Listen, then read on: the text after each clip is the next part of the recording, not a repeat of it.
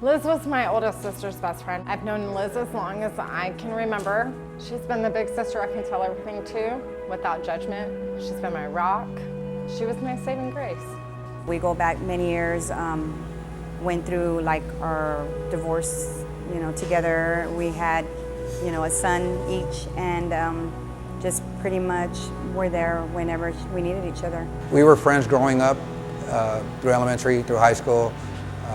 We lost contact when I joined the military and was gone. I retired in 2010, and we rekindled our friendship through a mutual friend, Rose Flores, and we've been friends ever since. When I heard about the accident, I was at work, and I didn't know where Liz was at. I didn't know what was going on. When they called me, they just asked me, Liz, we need to get a hold of her family.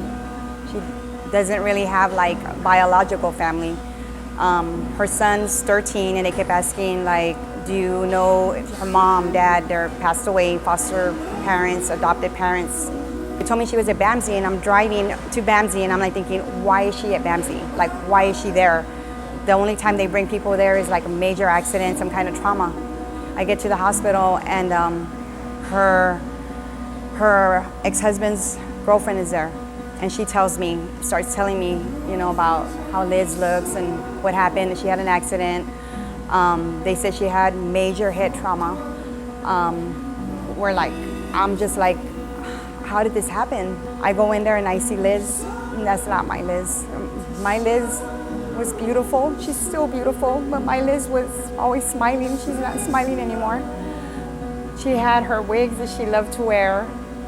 She still looked beautiful laying there, but I just saw like her head, like, what happened? How could this happen to you? Well, due to the circumstances of how everything happened, Lisa was not wearing a seatbelt.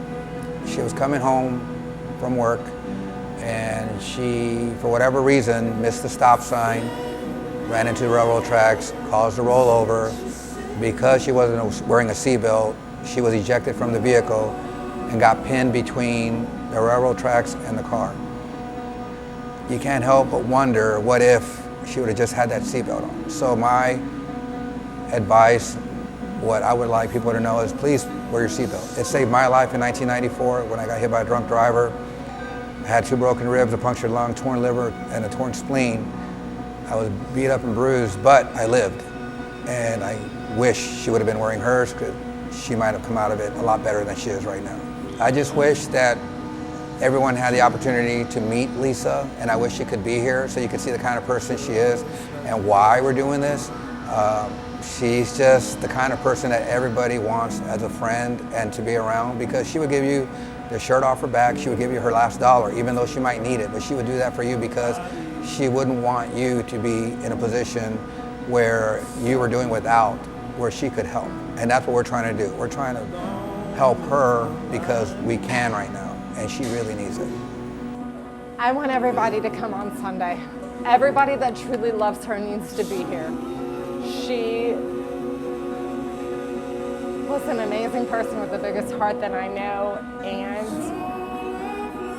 I just feel like everybody that knew her or didn't know her needs to be there to support everybody. She is one of the sweetest, most kind-hearted person I know, and we need to be here to support that.